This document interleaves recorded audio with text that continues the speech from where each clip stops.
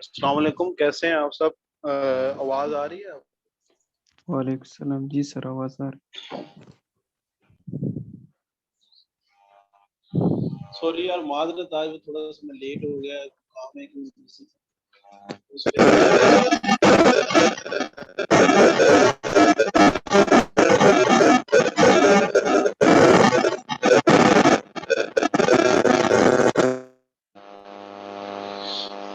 अच्छा जी, आज का जो जैसा कि वो मैं थोड़ा सा उस पर लिख देता हूँ मीटिंग के ऊपर कि किस चीज पे आज टॉपिक है। ठीक है, छोड़ के देख लीजिए, ये आपको दिखाई देगी। तो आज का जो हमारा टॉपिक है वो है इंट्रोडक्टरी पैराग्राफ पे, जो ऐसे का पहला पैराग्राफ होता है उस पे। ठीक,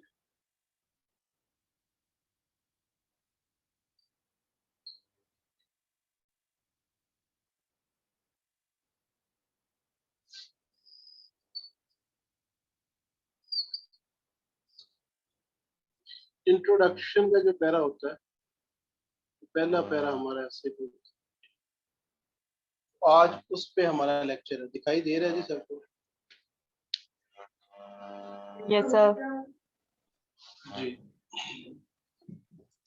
अच्छा, इस पे ना आपने अगर किसी ने पढ़ा हो तो डिफरेंट टेक्निक्स होती हैं पैरा लिखने की। ठीक है, तो हर बंदे का एक अपना स्टाइल होता है कि कोई कहता है इस तरह लिखना है।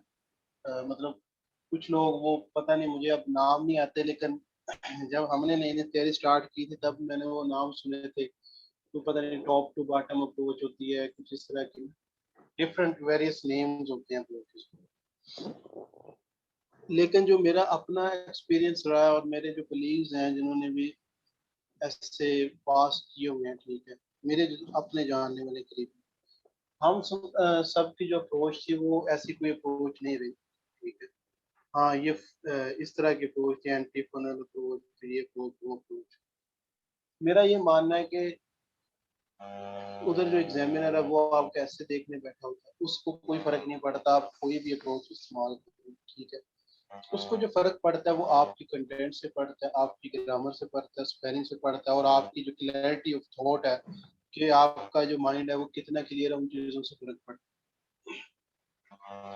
अच्छा, तो मेरा जो इंट्रोडक्शन होता है, मेरा इंट्रोडक्शन इन सिंपल, जो हमारी आउटलाइन होती है उसी की समरी होती है। और बेहतरीन इंट्रोडक्शन वही होता है जो आउटलाइन की सिंपल आप समरी कर दें, वही आपका जो इंट्रोडक्शन है एक बड़ा अच्छा बन जाएगा। आपको ज्यादा चीजें सोचने की, दोबारा से इंट्रोडक्शन तैयार करने की, बनाने की जरूरत नहीं पड़ेगी। लेकिन चले, वो तो ठीक है, आउटलाइन की समरी तो होता है, लेकिन इंट्रोडक्शन स्टार्ट किधर से करें, सही है? तो इस पे हम देख लेते हैं स्टार्ट किधर से करते हैं, कोई मिसाल लेते हैं।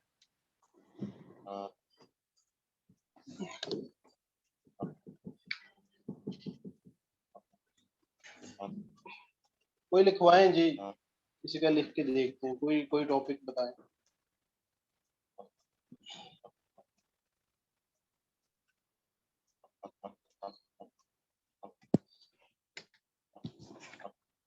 सर ग्लोबल वार्मिंग पे लिखिए। Global warming. Global Pros warming, and cons of globalization. Pros and cons of globalisation. Global warming तो बड़ा सिंपल है, उस पर क्या लिखना है। चले सारों का थोड़ा थोड़ा स्टार्ट कर देता हूँ। पहले लिख लेते हैं pros and cons of globalisation.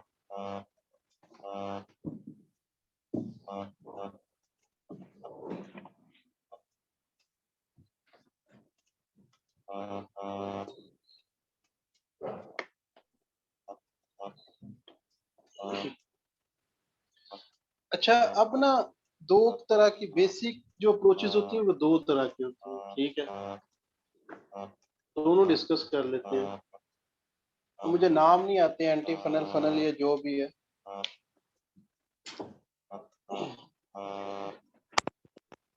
अब बताएं, अब आवाज ठीक आ रही है हैंड फ्री के बगैर? सर पहले भी सही थी। Yes, sir. अच्छा यार, असल में फैन चल रहा होता है, मुझे अभी भी गर्मी लगती है तो उस वजह से ना थोड़ा। अच्छा, सिंपल करते हैं जी। दो अप्रोचेस होती हैं यूजुअली, मेजर जो है, जो मैंने अभी तक देखी है जितनी मेरी स्टडी है, उसमें एक अप्रोच ये होती है कि हम ना कहानी से मतलब चीजें स्टार्ट करते हैं। जिस तरह के जी, हम कह देंगे, पहले बताएंगे जी ग्लोबलाइजेशन क्या है, ये बताना शुरू कर देंगे। ठीक है, globalisation is a process. Aahista Aahista थोड़ी सी इस कहानी को फिर आगे चलाएंगे जी। It provides this, it helped the world in uniting मतलब थोड़ी सी कहानी चलाते हैं, ठीक है। एक अप्रोच ये होती है कि पहले एक बैकग्राउंड सा देते हैं, फिर अपने पॉइंट पे आते हैं, ठीक है। देखा होगा आपने अक्सर, कभी भी हम कोई चीज स्टार्ट करते हैं, कोई नावल, कोई ड्रामा, वो पहले एक कहानी बताता है, बैकग्राउंड हल्का सा। ये वाली एक अप्रोच होती है, ठीक है। अब ये वाली अप्रोच जो है, ये मैं कभी भी रिकमेंड नहीं करता। उसकी क्या वजह, इसमें आपको अटेंशन सीख करनी पड़ती है एग्जामिनर की, कि वो आपकी सारी वो कहानी पढ़ के पॉइंट पे आए, ठीक है। पॉइंट आप इधर से जाकर स्टार्ट करेंगे, पहले आप जरा कहानी बनाएंगे, ठीक है। जिस तरह डेमोक्रेसी में हम कहानी बना लेते हैं कि डेमोक्रेसी इज अ सिस्टम, ये वो, तो ये वाली अप्रोच इसलिए रिकमेंड नहीं करता कि माशाल्लाह हमारी इंग्लिश राइटिंग को इतनी कमाल नहीं है कि हम इतना खूबसूरत लिख के उसकी जो मुतवज्जा है ना, उसको हासिल कर सकें। इसलिए मैं जो अप्रोच आपको बताऊंगा वो ये है कि वो सीधी सिंपल अप्रोच है। उसमें आपने क्या करना है, डायरेक्ट पॉइंट को हिट करना, ये कहानी नहीं सुनानी। दूसरी अप्रोच जो आपको बताने लगा हूँ, ये वाली अप्रोच बिल्कुल नहीं ठीक, दूसरी जो है वो ज्यादा बेहतर है, जो कि हमने करनी है।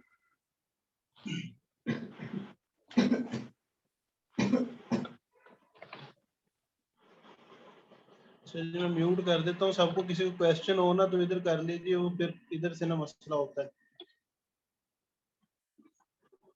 चैट पे कर लीजिएगा क्वेश्चन, ठीक है। अब दूसरी अप्रोच कौन सी है, जो सिंपल अप्रोच है, जिससे आपको ज्यादा टेंशन लेने की जरूरत ही नहीं है, बड़ा इजी इंट्रोडक्शन हो जाएगा। वो ये है कि इसका मैंने उस दिन आपको बताया था ना, वो जो एक थीसिस स्टेटमेंट टाइप बनाते होते हैं, अपना स्टांस लेते हैं, जिस तरह की इसका मैं ले सकता हूँ कि इन द स्टार्ट, की शुरुआत में globalisation was seen as a positive addition into the new world.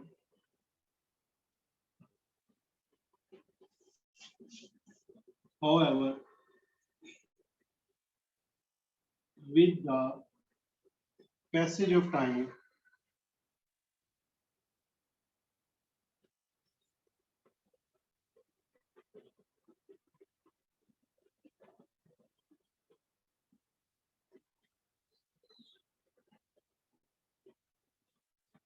it showed many negative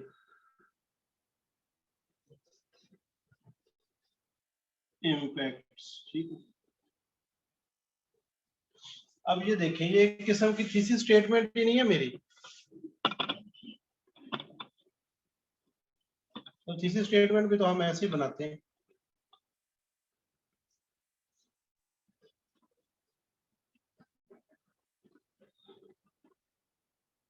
chat पे थोड़ा थोड़ा मुझे बताते जाया करें, ताकि मुझे पता चले कि आप लोग एंगेज्ड हैं।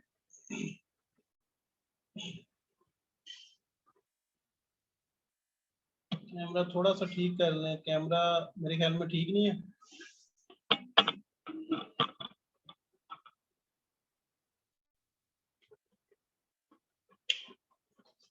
यार पहली बात हो ना, ये क्लासरूम पे ना अपना नाम जरूर लिखा करें। अब वो आईफोन लिखा रहा हो तो फिर बंदे को पता नहीं चलता। तो इसी से हम अपने ऐसे स्टार्ट करेंगे जी। हमने अपने इंट्रोडक्शन के शुरू में स्टांस दे देना, ठीक है। और आप पूछ रहे थे थीसिस स्टेटमेंट किधर लिखेंगे, तो इधर ही लिखेंगे इंट्रोडक्शन के स्टार्ट में, ठीक है। और जो आप प्रॉपर जब आउटलाइन कर रहे होते हो, तो थीसिस स्टेटमेंट की जो आप हेडिंग है ना, लाइक अगर मैं फॉर एग्जांपल ये आउटलाइन में लिखता तो इधर मैं हेडिंग देता थीसिस स्टेटमेंट, तो ये हेडिंग देने की जरूरत नहीं है।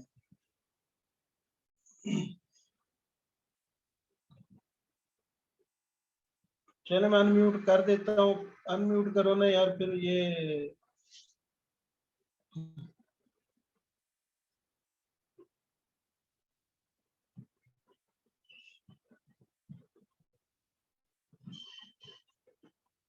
जी। अब किसी ने को बात पूछनी है, सवाल पूछना तो पूछे, मैंने सर जैसे आपने कहा कि थीसिस स्टेटमेंट से हमें इसको स्टार्ट करना है, सही है, तो आपने थीसिस स्टेटमेंट से जी स्टार्ट किया, लेकिन वो कहते हैं ना कि मतलब कि पहले 2-3 लाइनें लिख दो, फिर जो है थीसिस स्टेटमेंट दो, फिर आप जो है मतलब कोई सी कॉपी नहीं नहीं, वगैरह कोई की लिंक दे जरूरत दो। नहीं है पहले, कोई जरूरत नहीं है पहले एक दो लाइनें लिखने की, सीधा पॉइंट उसको बता दो, ताकि जब वो आपके इंट्रोडक्टरी पैराग्राफ पढ़ने लगे तो उसके पहले 3 लाइनों में उसको समझ आ जाए कि इस बंदे का स्टांस ये है। और जब आपने इंट्रोडक्शन में थीसिस स्टेटमेंट लिखनी है तो उसके साथ कोई हेडिंग नहीं देनी थीसिस स्टेटमेंट की, ठीक है। हेडिंग आप बस इंट्रोडक्शन की दे दीजिए, ताकि उसे पता लग जाए कि इसका इंट्रोडक्शन शुरू ही इधर से हो रहा है, ठीक है।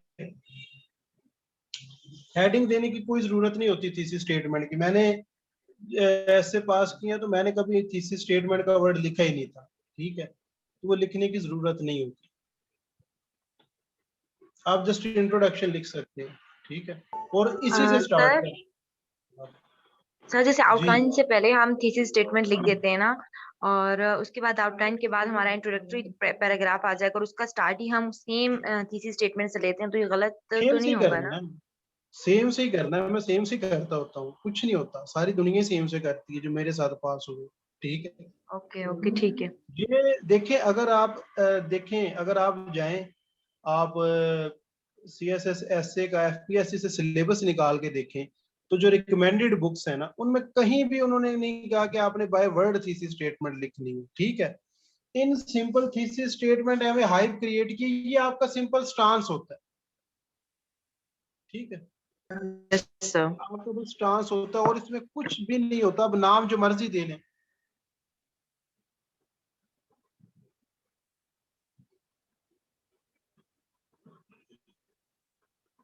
जी उसमें बोले,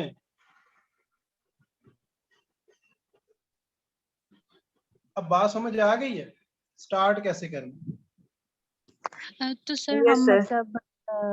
मतलब जी इंट्रोडक्शन के बाद थीसिस स्टेटमेंट लिख देंगे, उसके बाद आउटलाइन के अकॉर्डिंग हम ऐसे स्टार्ट कर देंगे अपना। हाँ, आउटलाइन सिंपल देखिए, पहला सवाल जिस तरह हमने इसमें उठाया था प्रोज है, ठीक है, तो इधर से शुरू कर देंगे, ठीक है, प्रोज लिखना, फिर कॉन्स लिख देंगे। अच्छा, मतलब हमने गैप नहीं देना बीच में, थीसिस स्टेटमेंट लिखी और फिर फौरन से मतलब क्या हमने गैप स्टार्ट देना, कर बस दिया, थोड़ी सी मतलब लाइन का भी गैप गैप, नहीं देंगे हम, साथ ही आपने लिख नहीं दिया गैप ना? देना ही नहीं, ये पार्ट ऑफ इंट्रोडक्शन है आपका, ये आपका ओके, इंट्रोडक्टरी अच्छा पैराग्राफ का हिस्सा है। ठीक है। ओके उसे ये सर, कहना ही गॉट नहीं है कि इट। हम फलानी स्टेटमेंट, ये सिंपल कर देना चीजों को, क्यों मुश्किल करना, इससे बड़ा इजी हो जाएगा आपका इंट्रोडक्शन करना, आपका ये बन जाएगा, आपका समझे इंट्रोडक्शन बन गया, फिर बस सीधा सीधी बात है, आगे कोई मसला मसाइल है ही नहीं। समरी देना कौन सा मुश्किल होती है, वही जो पॉइंट आपने अपने इंट्रोडक्शन आउटलाइन में लिखे हैं वही पॉइंट लिख देने हैं।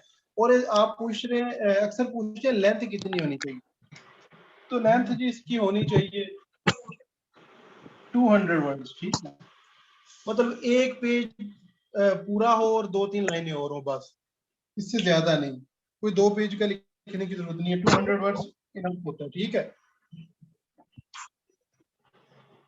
समझ आ गई बात।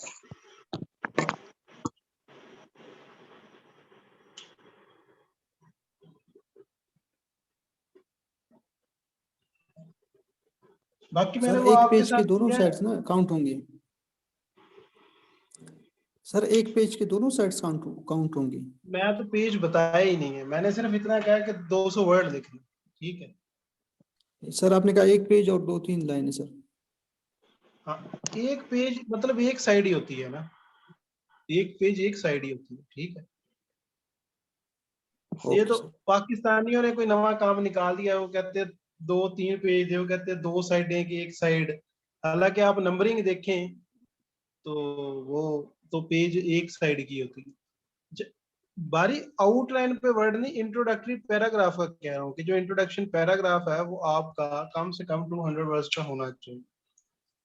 अच्छा, अब आते हैं जी, इंट्रोडक्टरी पैराग्राफ 200 वर्ड का है, तो जो पैराग्राफ आउटलाइन वाले पॉइंट्स के लिखने हैं वो कितने होने चाहिए, तो वो एक एक पेज का हो बड़ा होता है, ठीक है, एक एक पेज लिखते जाए हर पॉइंट पे। और अगर कभी आपको लगे कि आपके पास टाइम कम है, पॉइंट ज्यादा, तो आप पॉइंट्स को मर्ज भी कर सकते हो, ठीक है, ठीक है सर। लेकिन बिला वजह मर्ज नहीं करना, ये एंड रिजोर्ट होता है, ठीक है ना। चलिए अब दूसरे का बनाते हैं। कौन सा आपने कहा था इसके अलावा, एक ग्लोबलाइजेशन के अलावा ग्लोबल वार्मिंग। अच्छा जी, सर ग्लोबल वार्मिंग के बारे में आपको थोड़ा सा बताऊं कि अगर ग्लोबल वार्मिंग पे ऐसे आता है तो लाजमी करना, ठीक है, क्योंकि ये सीधे सीधे फैक्ट होते हैं, तो उसमें क्या आपकी वो गलती निकालेगा। अगर आपकी ग्रामर और स्पेलिंग वगैरह ठीक है तो सीधे सीधे फैक्ट है, तो पास होने के चांसेस बड़े ज्यादा होते हैं। जी फैसल बोलें। सर मैंने आपसे एक बात पूछनी है कि आउटलाइन जब हम बनाते हैं तो हम सेंटेंस फॉर्म में जब आउटलाइन बना रहे होते हैं, अगर सर हम वही बातें उठा के हम अगर इंट्रोडक्शन के अंदर लिखेंगे तो एग्जामिनर वही को ये उठा नहीं। के लिखना है जी। मैंने आपके साथ, आप लोगों के साथ वो शेयर नहीं किया था एक ऐसे। सर थोड़ा चेंज नहीं करना बिल्कुल कि नहीं? देखिए अगर आपको दिल कर रहा है चेंज करने को तो कर लें, सर मैं से ये पूछना चाह रहा हूँ कि जब इंट्रोडक्शन जरूरी के नहीं अंदर है, जरूरी नहीं है। मैं पूछना चाह, हाँ बस ठीक है, ये चीज कंफर्म करने की। ठीक है अच्छा पता है क्या है, लेट से आपको थोड़ा सा सैंपल दिखा देता हूँ, थोड़ा सा सैंपल आपको ना मैंने एक शेयर किया था। मैं फिर आपके साथ ना असल में मेरा वो दोस्त ले गया हुआ है मेरे वाले ऐसे, उससे मैं तस्वीर मंगवा के ना आपके साथ शेयर कर दूंगा, ठीक है, आपको फिर बिल्कुल क्लियर हो जाएगा, ठीक है। असल में जब आपने आउटलाइन बनानी है तो थीसिस स्टेटमेंट की हेडिंग साथ नहीं देनी, कोई जरूरत नहीं है ये लिखने की, ठीक है। इस तरह करके तो फिर आगे आगे इस तरह नहीं लिखना। आप इसकी जगह सिंपल हेडिंग दे सकते हैं। सिंपल हेडिंग आपने किस चीज की देनी है, इंट्रोडक्शन की, कि जी ये हमारा इंट्रोडक्शन जो है, जो कि आगे जो है आउटलाइन होता है, आप व्यू देते हो। इंट्रोडक्शन की हेडिंग दे के स्टार्स लिख देना है। उसका क्या मतलब होगा कि आपका जो इंट्रोडक्शन का पैराग्राफ है वो शुरू ही इधर से हो रहा है, एग्जामिनर को कॉमन सेंस से समझ लग जाएगी ये बात, ठीक है ना। सर जैसे पूरी आउटलाइन लिख ली हमने, ठीक है, तो उसके बाद जैसे कोई हेडिंग दे के स्टार्ट करना है, बस डायरेक्ट अगले पेज से स्टार्ट कर दे, या ऐसे लिखे उसके ऊपर कोई हाँ हेडिंग दे अच्छा, ऊपर? जब आउटलाइन आपने लिख ली है ना, ठीक है, आउटलाइन के 2-3 लाइन छोड़ने के बाद आपने स्टार्ट कर देना पैराग्राफ लिखना, ठीक है, कोई हेडिंग नहीं देने देते हो। और पैराग्राफ लिखने का एक सिंपल सा रूल है जी, वो भी मैं आपको बता देता हूँ। सिंपल सा रूल होता है, जब भी कोई पैराग्राफ स्टार्ट करना है ना, ये देखें जी, ये लाइन है आपकी पेज की, ठीक है, लेट से आउटलाइन इधर आपकी खत्म हो गई है, ठीक है, एक लाइन छोड़ के और ये लाइन के इधर से लिखना स्टार्ट करते होते हैं, थोड़ा सा ये कोई 25% हिस्सा छोड़ देते हैं, इधर से लिखना स्टार्ट कर देते हैं, ठीक है। और जैसे ये वाला पैरा खत्म हुआ, फिर अगली ही लाइन से इतना छोड़ के इधर से लिखना स्टार्ट कर देते हैं, ठीक है। समझ आइए बात? सर जब हम पैराग्राफ्स लिखेंगे तो पैराग्राफ्स में कोई हेडिंग अगर बन रही हो तो बना सकते हैं, नहीं, हेडिंग बनाने की जरूरत नहीं है। डायरेक्ट मर्जिंग सेंस में करते जाएं। हाँ हाँ, क्यों हेडिंग भी नहीं लगानी, बल्कि पैराग्राफ्स को आपस में जोड़ना है। जैसे इधर जी अगर कोई बात खत्म हुई है, इधर कोई बात खत्म हुई है तो उसको जोड़ देना है, इधर से इस तरह कर दे, मतलब मोर ओवर लगा के या सिमिलरली, ठीक है, इस तरह। मतलब सर हमने without heading long long paragraphs लिखते हैं? जी कोई हेडिंग नहीं होती, वो बचपन में जब ओके हम लिखते थे छोटे तब हेडिंग्स होती थी, इधर सिर्फ पैराग्राफ है।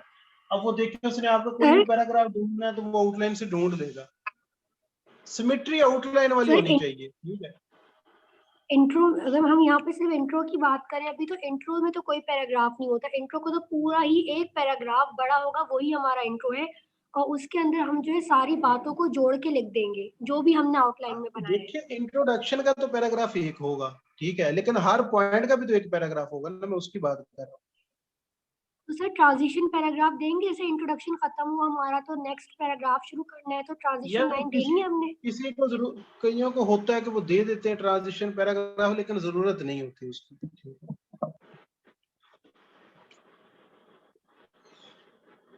जरूरत कोई नहीं है उसकी, लिखना हुआ तो बेशक लिख दीजिए, सही है।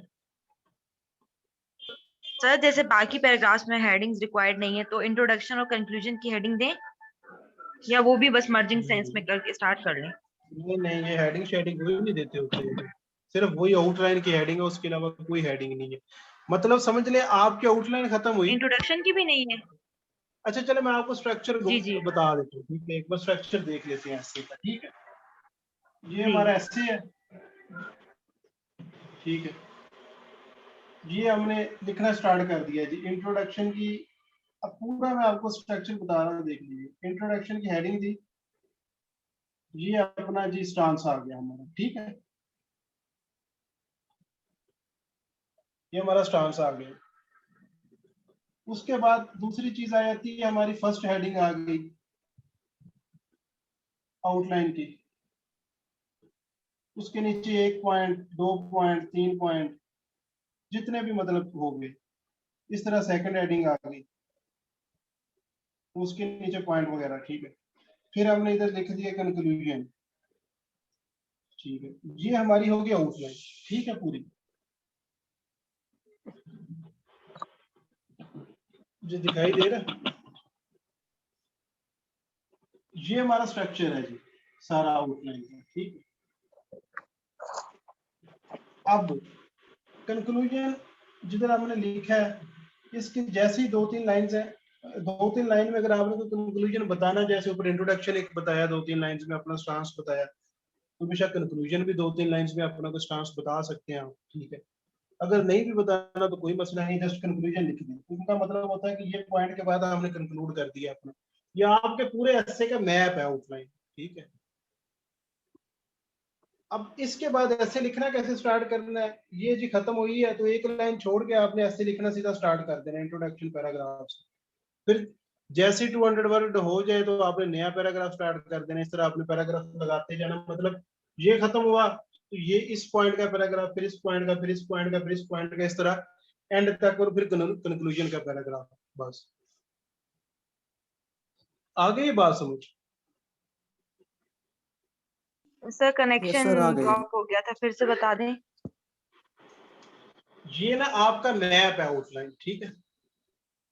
जी पहले आगे इंट्रोडक्शन, इसमें अपने अपना स्टांस दे देना है, जिसको हम कहते हैं थीसिस स्टेटमेंट, ठीक है। जी दे दिया। फिर हमारे आउटलाइन की एक हेडिंग हो सकती है, 2 या 3, ये हेडिंग हो गई, ठीक है। हेडिंग में हमारे पॉइंट आ गए, ठीक है। फिर सही हमने कंक्लूजन की हेडिंग दे देनी है। इसका मतलब है कि देखिए, पहले हमारा इंट्रोडक्शन आ रहा है, फिर हमारे ये पॉइंट आ रहे हैं, फिर ये आ रहे हैं, और उसके बाद हमने क्या कर दिया जी, कंक्लूजन। इसका क्या मतलब है कि ये हमारे पूरे एस्से का एक मैप है, सही है। तो जी इसी के मुताबिक हमने एस्से लिखना है। अब इसके मैप के मुताबिक पहले क्या लिखना है, इंट्रोडक्शन। तो हम इंट्रोडक्शन लिखना स्टार्ट कर देंगे एक लाइन छोड़ के, सही है। उसके बाद हमने जी फर्स्ट हेडिंग का पहला जी पैराग्राफ, फिर विदाउट दूसरा, फिर हेडिंग। तीसरा। हाँ हाँ, हेडिंग नहीं देंगे। फिर ये पैराग्राफ, ये पैराग्राफ, ये इंट्रोडक्शन इस की तरह हेडिंग भी नहीं देनी सर। नहीं, किसी चीज की कोई हेडिंग नहीं देनी। ओके आपको थैंक यू। इतना क्यों दिल कर रहा है हेडिंग देने का, दे लीजिएगा, दे के देख लीजिए।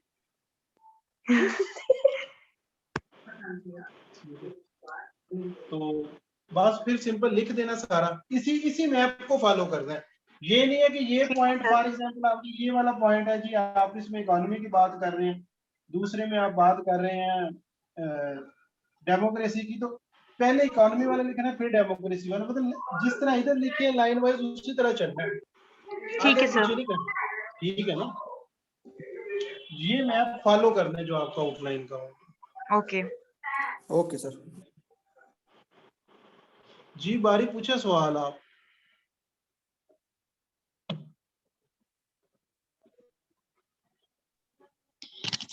सर आप एक दफा हमें सैंपल दिखा देंगे ना, तो हमें बहुत अच्छे से क्लियर हो जाएगा, समझ आ जाएगा।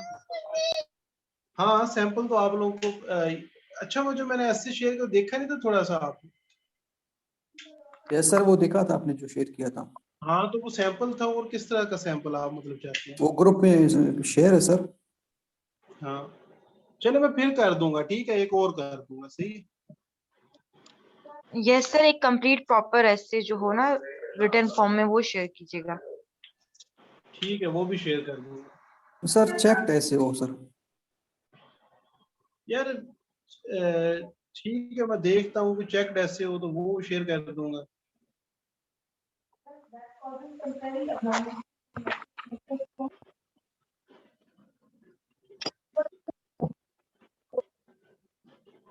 हाँ उमैर ने ठीक बात की है कि जब आपने कंक्लूजन आउटलाइन में लिख दिया ना, उसके बाद से जैसे ही ऐसे लिखना आपने स्टार्ट करना है, वहां से लेके एंड तक कोई हेडिंग नहीं देनी। और ऐसे आप में से ही कोई आप पूरा लिखेगा तो वही मैं शेयर करूंगा जिसका मुझे अच्छा लगेगा, ठीक है? क्योंकि मेरे पास अभी शायद पढ़ा हो ना पढ़ा हो, तो अब इतनी मेरे में कोई नहीं है कि मैं आज पूरा ऐसे लिखूं बैठ के, ठीक है? मेरे से अब इंट्रोडक्टरी पैराग्राफ भी सर नहीं कोई लिखे। पुराना लिखा हुआ ही शेयर कर दें। वही ना, पुराना लिखा हुआ मिल गया तो शेयर कर दूंगा, ठीक है? लेकिन शेयर कर दूंगा आपसे, जी ठीक है। ठीक है?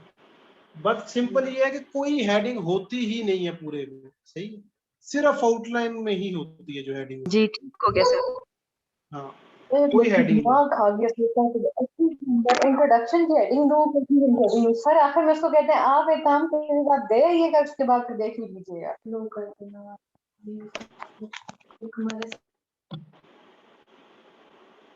अच्छा चले, अब ये बताएं और किसका बनाएं जी?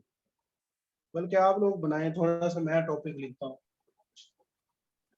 सर ऐसा कर लें कि एक टॉपिक पे पूरा हम इंट्रोडक्शन बना लें, क्योंकि हर दफा ये होता है ना इंट्रोडक्शन के अंदर के सजेशन दे दिया, ये चीज बहुत इशू होता है मेरे साथ, तो कि समझ नहीं आता कि किस इसकी चीज एंडिंग का किस इशू तरह होता है? करनी है।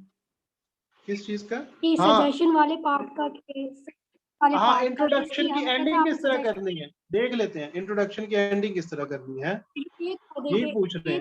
एक पूरा जो है एक पूरा लिखा दें टॉपिक पे इंट्रोडक्शन, किसी भी एक टॉपिक पे पूरा इंट्रोडक्शन लिखवा दें। यार असल में मैंने वो जो शेयर किया ना, वो मैं आपके साथ भी शेयर कर दूंगा, उसमें पूरा इंट्रोडक्शन लिखा हुआ है, ठीक है? आपको समझ आ जाए। यूजुअली जी एक बार डिस्कस कर लेते हैं वैसे कि इंट्रोडक्शन जब हम पैराग्राफ लिखते हैं तो उसको एंड किस तरह करते हैं, ठीक है? वैसे तो कई तरीके, कुछ लोग कहते हैं कि पॉजिटिव नोट पे करना चाहिए। मेरे तो ख्याल में एंड में ना आपको, जिस तरह हमने इंट्रोडक्शन पैराग्राफ लिखा तो एंड पे क्या करना है, तो एंड पे बंदा फिर यही अगेन उसी स्टांस पर रिट्रेट करता है, ठीक है? बंदा एक बार फिर यही बात कर देता है कि thus या hence, thus it can be said that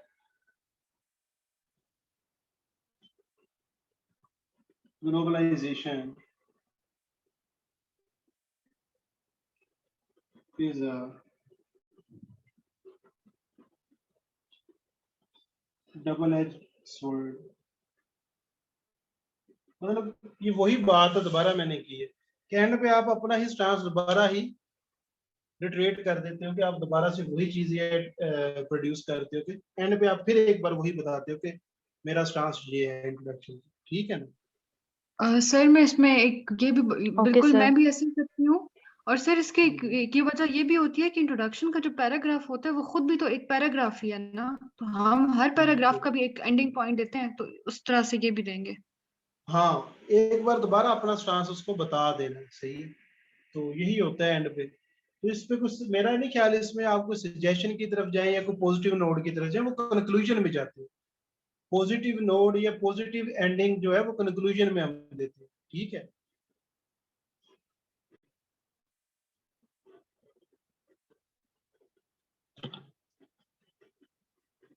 अच्छा, और किसी को सवाल है तो पूछ ले, फिर अगले से हम टॉपिक्स करना स्टार्ट करेंगे। आपको इंपॉर्टेंट टॉपिक्स के पॉइंट लिखाऊंगा।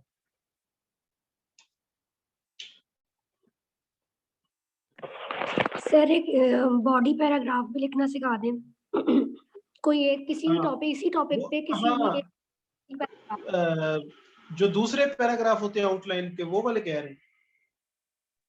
जी सर, जो दूसरे पैराग्राफ होते हैं ना, क्योंकि उसको मतलब कि हाँ, वो कैसे लिखते उसको हैं, है ना? पॉइंट ठीक है, जी, क्योंकि तो एक ही दफा हो जाएगा सारा। वैसे उसकी मैंने क्लास रखी हुई है, मेरे ख्याल अगली उसकी है, लेकिन चलिए डिस्कस कर लेते हैं, हमारे पास टाइम है। अच्छा, फार्मूला पता क्या होता है? सिंपल। लेट्स से आउटलाइन का हमारे का एक पॉइंट है, ग्लोबलाइजेशन का एक लिख देता हूँ, ठीक है? ग्लोबलाइजेशन के प्रोज का कोई एक पॉइंट लिख देता हूँ, ठीक है?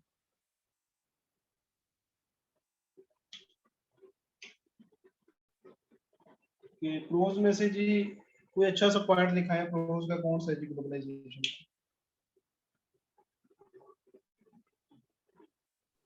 Free flow of trade.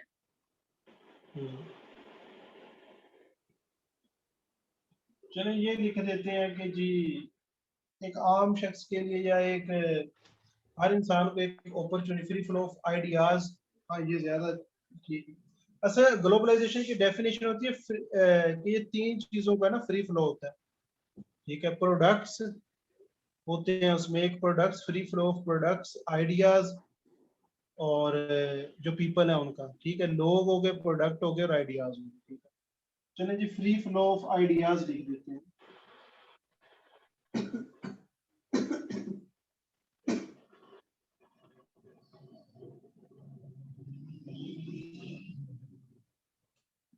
Free flow of ideas has raised awareness in the people, ठीक है।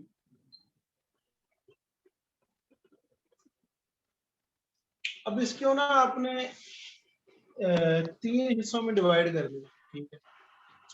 जिस तरह मैं करता था कि इसका पैराग्राफ पूरा कैसे बनाना है जी, तो बड़ा इजी है।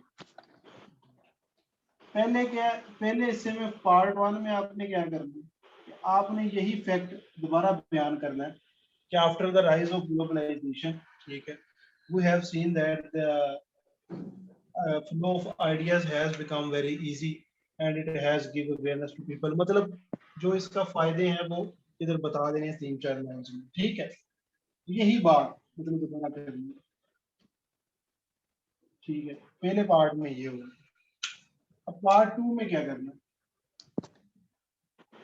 अब देखिए कहानी लंबी करनी है हमने, जरूरत नहीं है लेकिन क्योंकि हमने पैराग्राफ पूरा करना है तो कहानी लंबी करनी है। अब देनी है हमने एग्जाम्पल दूसरे part. Free flow of ideas की हम एग्जाम्पल दे सकते हैं। देखिए जी जब ग्लोबलाइजेशन नहीं थी तो इंटरनेट नहीं था, अब इंटरनेट आ गया तो हमें आइडियाज आने लग गए। जिस तरह जी हम कोई भी आइडिया दे सकते हैं कि जिस तरह डेमोक्रेसी का आइडिया है, अरब स्प्रिंग का आप दे सकते हैं। और उसके अलावा जिस तरह फेसबुक आई है तो हमें भी अकल समझ आ गई है कि हमने भी ऑनलाइन कारोबार स्टार्ट कर दिए हैं, वही सारे आइडियाज इधर भी आ गए, ठीक है। अगर उन्होंने ऊबर बनाई थी तो हमने करीम बना लिया, तो वो सारे आइडिया, इस तरह कोई एक एग्जांपल हम इवेंट की दे दें, ठीक है। 3-4 लाइन इसकी हो जाएंगी। अब तीसरे पार्ट में हमने क्या करना, पार्ट 3 में हमने ऑपोजिट साइड बतानी है कि देखिए जी जब नजर आ रहा है आपको कि नहीं? यस सर आ रहा है। पार्ट 3 में हमने बताना है कि देखें जी जब ग्लोबलाइजेशन नहीं थी, ठीक है, तो क्या था कि फ्री फ्लो ऑफ आइडियाज नहीं था, ये नहीं था, वो नहीं था, सही है। वो बातें करनी है ऑपोजिट साइड में। और खत्म कैसे करने हैं, एंड पे फिर एक लाइन यही लिख देनी है कि चूंकि अब ग्लोबलाइजेशन आ गई है उसी ही की बदौलत ये जो सारा काम हुआ है, बस फिर पैराग्राफ खत्म कर देंगे। इतने में आपके ये कुछ लाइंस हो जाती है, आपका एक पेज हो जाता है। 150 सर वर्ड पार्ट हो 3 जाता कर है। रिपीट कर लें। पार्ट 3 क्या बोला? सर पार्ट 3 पार्ट करनी 3 रिपीट रिपीट करूं? जी सर। पार्ट 3 में ये करना है कि आपने ऑपोजिट साइड बतानी है। पहले आपने बता दिया जी फ्री फ्लो ऑफ आइडियाज आया, उससे बड़ी अवेयरनेस है, ये वो चीजें सारी बता के फिर आपने एग्जांपल भी दे दी, लाइक अरब स्प्रिंग या कोई भी सारे उधर से बिजनेस आइडियाज आ गए, ये वो। अब एग्जांपल भी दे दी, चीजें भी बता दी। अब ऑपोजिट साइड बतानी है कि देखिए जी ये सब कुछ किसकी बदौलत है, ग्लोबलाइजेशन की वजह से, क्योंकि इससे पहले ऐसा कुछ भी नहीं था। पहले फ्लो ऑफ आइडियाज बड़ा मुश्किल था, लोगों को चल के जाना पड़ता था इल्म सीखने, ये वो सारी चीजें ऑपोजिट साइड बता देनी, ठीक है। जब ऑपोजिट साइड हम बता के छोड़ेंगे, इसका क्या मतलब है, हमारा यही मकसद पूरा होगा कि हम इसी की कदर बता रहे हैं कि पहले ये सब कुछ नहीं था, ठीक है। और एंड पे फिर एक बार यही कह देंगे कि अब चूंकि ग्लोबलाइजेशन आ गई है तो उसी ही की बदौलत ये सारा कुछ मुमकिन हुआ है। बात समझ आ गई है? जी सर समझ आया। यस जैसे सर। आपने पार्ट 4 इस तरह किया, पैरा ठीक है, लिखते हैं। जैसे हमारा एंड ज़हन हुआ में सर, ये तो मुझे एक चीज इसमें क्या क्लियर बोला? कर दीजिएगा कि जब हम इसका इसका बाद जो नेक्स्ट पैराग्राफ लिखेंगे, सब ये पैराग्राफ आपने लिखा फ्री फ्लो ऑफ आइडियाज। अगर नेक्स्ट पैराग्राफ कल्चर पर होगा, एक एग्जांपल दे रही हूँ, तो जो हमारा पहला पैराग्राफ जो फ्री फ्लो ऑफ आइडिया जो खत्म हुआ, उसको हम इस तरह खत्म करेंगे कि हमारा कल्चर वाला पैराग्राफ इससे लिंक करे, या जो नेक्स्ट पैराग्राफ इससे लिंक करना जरूरी नहीं है कि लिंक, मतलब के कहते हैं ना कि इसको एंडिंग इस तरह करें। लिंक करने का दिल कर रहा है तो कर दें, लेकिन जरूरत कोई नहीं है। आप लिंक पता किस तरह कर सकते हैं? आप ये जो कनेक्टर्स होते हैं ना, वर्ड कनेक्टर से आप लिंक कर सकते हैं। ठीक है, कनेक्टर से कैसे जी? आप let's say free flow of ideas हमारा आ गया। दूसरा पॉइंट हमारा होता कि किसने क्या प्रमोट किया है कि कल्चरल डाइवर्सिटी, या वो क्या उसे कहते हैं, कल्चरल एक्सचेंज प्रमोट किया जी, ग्लोबलाइजेशन है। लेट्स से अगला हमारा ये, तो हम क्या करते हैं, इसको इस तरह भी कनेक्ट कर सकते हैं। जरूरी नहीं है कि हमने कोई उसमें कनेक्टर इधर से कोई कनेक्टर लगा देते, लाइक सिमिलरली इधर से स्टार्ट करते। Similarly globalisation has promoted the cultural exchange between the various countries, ये वो। ठीक है, तो कनेक्टर्स वर्ड जो होते हैं ना, similarly, more over, furthermore, in the same way, apart from it, इस तरह की चीजें जो होती हैं, ये सारे इनसे जोड़ते हैं पैराग्राफ। Phrasal verb sir. बात समझ आई है? जब दूसरा पैराग्राफ स्टार्ट करना तो कह देना इसी तरह जी, या इसके बरअक्स, या बिल्कुल ऐसे ही, ठीक है, या इसके अलावा, तो बस बात जुड़ गई।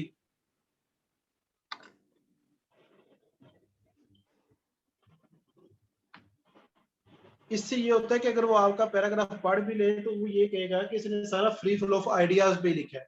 अगर उसमें ही आप कल्चर डाल देंगे तो वो कहेगा यार ये फ्री फ्लो ऑफ आइडियाज में कल्चर किधर से लिया है। तो इससे अच्छा है कि आप इन ये कनेक्टर्स लगा के अपने पैराग्राफ जोड़ दीजिए। ठीक है, आइए बात समझ। जी सर अब आ गई। हाँ, मतलब पैराग्राफ बनाना बड़ा इजी है। मिसाल एग्जाम्पल जब देनी है, कोई भी एग्जाम्पल दे दे, जिस तरह की आती है ना दे देनी है आपने। एग्जाम्पल का बड़ा अच्छा सीन होता है। ठीक है, उधर कोई नहीं उसने पढ़ना, बस तोड़ दिया करे, जो दिल में आए दे देनी है एग्जाम्पल। ठीक है, टेंशन नहीं लेनी। पैराग्राफ में खुल के खेलना है, इंट्रोडक्शन के बाद आपने खुल के खेलना है, कोई टेंशन नहीं लेनी। सही है, बस इन चीजों का ध्यान रखना है कि इररेलेवेंट नहीं, आपने ज्यादा नहीं, इररेलेवेंट हो जाए ना, जो पॉइंट है पॉइंट वही लिखना है, लेकिन ज्यादा टेंशन नहीं लेनी। टेंशन जो है वो आपके इंट्रोडक्शन पैराग्राफ के एंड तक होनी चाहिए। वहां तक आपने एज अ रिपोर्ट वर्क करना है। कोई ग्रामर की मिस्टेक, स्पेलिंग की मिस्टेक और कोई इररेलेवेंसी की मिस्टेक नहीं करनी, और बार बार लफ्जों को रिपीट भी नहीं करना वहां पे। ठीक है, जो लफ्ज एक बार इस्तेमाल हो गया हो गया, अगले लाइन में कोई और लफ्ज ढूंढना है, उसी का दोबारा से इस्तेमाल नहीं करना। ठीक है,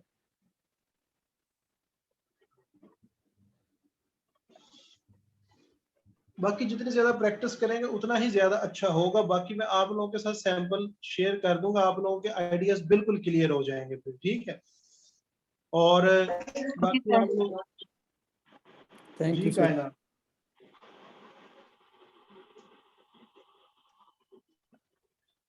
अच्छा, कोई सवाल हो रहा है तो पूछें, डिस्कस कर लेते हैं हम, ताकि जो है ना हमारे जहन में सवाल ना रहे। और बाकी लिख के मुझे चेक करवाया करें थोड़ा सा अपना। आप लोग पता चल गया तो एक आउटलाइन बना के एक पैराग्राफ लिख के मुझे जरा भेजें किसी दिन, बेशक ग्लोबल वार्मिंग सिंपल टॉपिक पे ही लिख दें। ठीक है, अच्छा एक और बात थोड़ी सी आपसे डिस्कस करनी थी कि अक्सर ना वो सवाल लेट्स से वो पूछ लेता है कि फेलियर ऑफ डेमोक्रेसी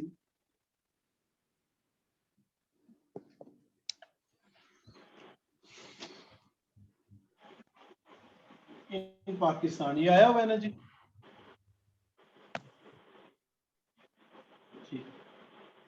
उसने अब सिंपल सी बात पूछी है कि failure of democracy in Pakistan आप बताएं। तो अक्सर आदत होती है बच्चों की कि वो लाइक इंट्रोडक्शन या वो अपना स्टांस देने के बाद इधर ना हेडिंग डाल देंगे what is democracy.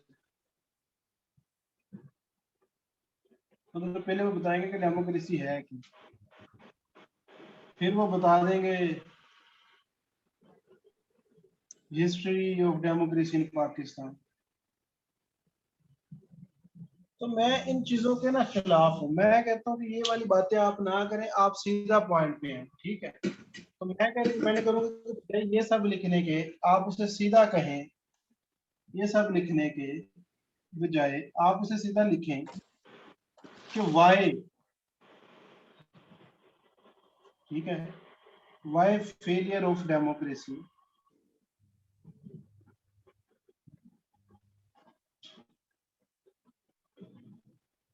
In Pakistan happened, ठीक है। क्यों फेल हुई जी? अगर आपने स्टांस लिया कि फेल हुई है तो फिर आपने सीधा बता दे क्यों फेल हुई, ठीक है। तो सीधा पॉइंट पे आना है, इस तरह की चीजें नहीं बतानी कि डिफाइन डेमोक्रेसी, हिस्ट्री बताने लग जाए, नहीं। हिस्ट्री इसके अंदर बतानी है तो बता लें, लेकिन पॉइंट को सीधा हिट करना है, ठीक है। और यही आपका होना चाहिए, टू द पॉइंट जो सीधी बात करें, इधर उधर की बातें ना करें। वो पहले ही मतलब बोर हुआ होता है बच्चों के पेपरों से, तो उसकी कोशिश होती है कि थोड़ा सा भी रेलिवेंट हो तो सर फेल ये पॉइंट कहाँ देना है, why failure of democracy in Pakistan start इधर से हैपेंड? करना नहीं, अपने स्टांस के इंट्रो बाद में, पहली हेडिंग है ये। इंट्रोडक्शन में, इंट्रोडक्शन के बाद पहली हेडिंग है। हाँ, आउटलाइन, ठीक है। ओके सर टॉपिक्स रिपीट होते हैं क्या? हाँ बिल्कुल होते हैं, लेकिन रेयरली। जो मैंने ऐसे किया था वो रिपीट हुआ था। सर आप तो वो हमें रिपीट, इम्पोर्टेंट थीम्स बता दीजिए। वो इम्पोर्टेंट टॉपिक्स बता दूं? चले आज लिखवा देता हूँ आपको थोड़े से इम्पोर्टेंट टॉपिक्स कौन उनको से ना हो करवा सकते हैं। बता दीजिएगा, उनको स्पेशली करवा भी दीजिएगा। अच्छा, मैं करवाऊंगा वैसे तो इम्पोर्टेंट टॉपिक्स आपको, लेकिन चले आज लिखवा देता हूँ, ठीक है, जो आ जाते हैं वैसे। एक तो जी डेमोक्रेसी पे हर साल कुछ ना कुछ आ ही जाता है, पता नहीं क्या इनको डेमोक्रेसी से लेना देना। फिर मीडिया पे, फिर हर साल जी एक एजुकेशन पे लाजमी ऐसे आते हैं, पूछता वो घुमा वगैरह के, लेकिन फिर जी ग्लोबलाइजेशन एंड ग्लोबल वार्मिंग भी इसमें आ जाएगी, क्लाइमेट चेंज। उसके अलावा पाकिस्तान के जो सोशल इश्यूज हैं अक्सर उनमें भी आ जाता है, जैसा कि मेजर सच पाकिस्तान का एक इशू है कश्मीर, तो कश्मीर पे भी ऐसे आ जाता है, पर रिकमेंड करूंगा नहीं करना, ठीक है, क्योंकि ये फेल ही होते हैं बच्चे ज्यादा, ये बड़ा कॉम्प्लेक्स इशू है। उसके अलावा इकोनॉमी पे आ जाता है। ये तो मतलब ऐसे हैं जिन जो तकरीबन, और अगर एक ऐड करना है तो ये करना सर जेंडर भी आता है। वही कर दिया ना वीमेन को, दिखाई दे रहा।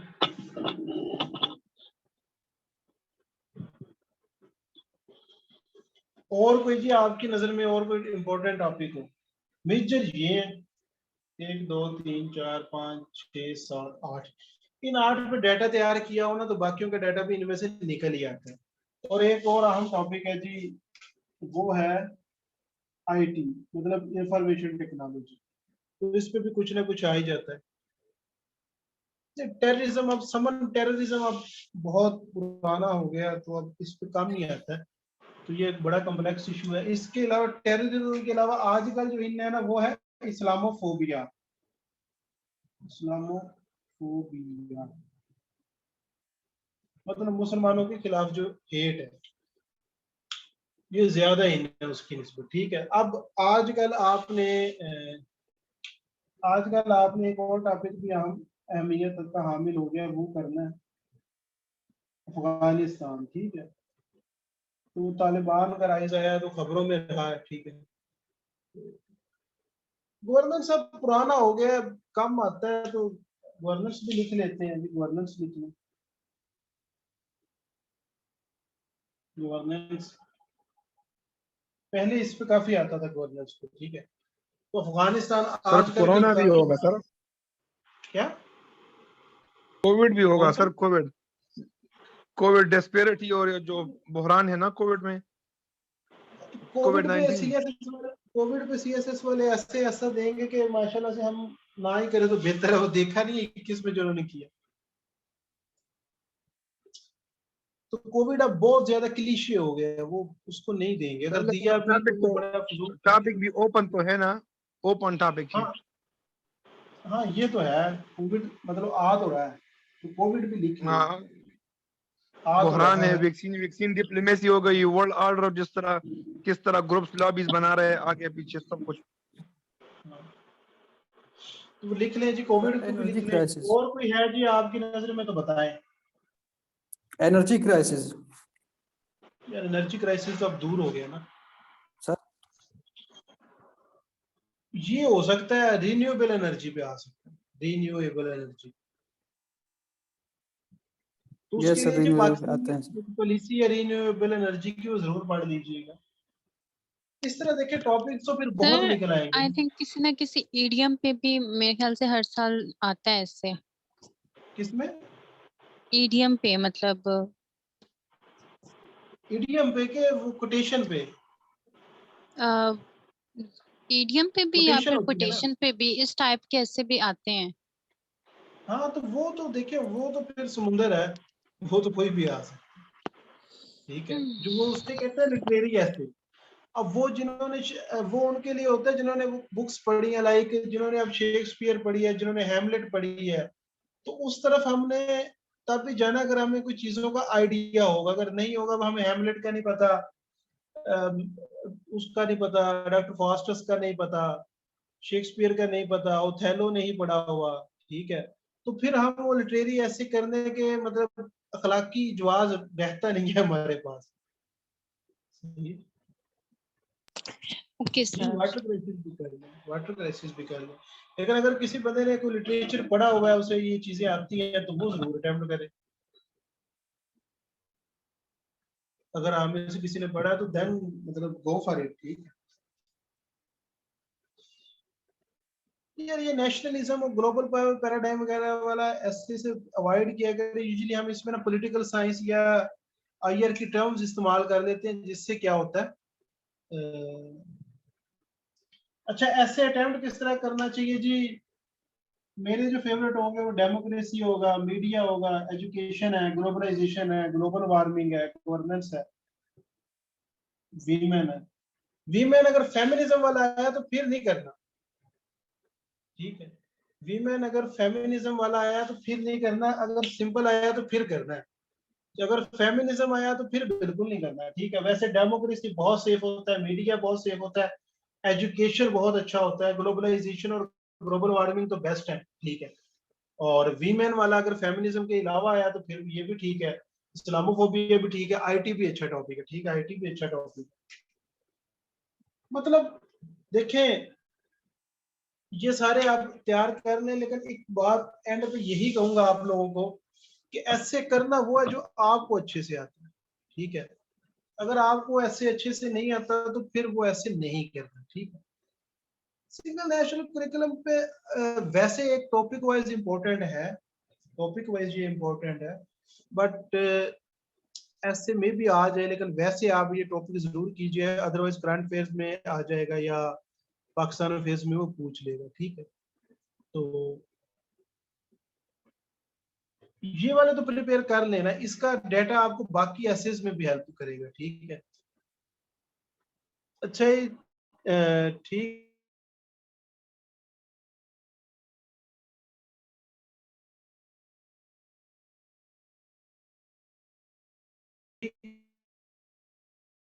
फिर आप मुझे इजाजत दें, तो अगले में हमें ये अपना ख्याल रखिए। क्वेश्चन है तो बहुत अहम तो पूछ सकते हैं।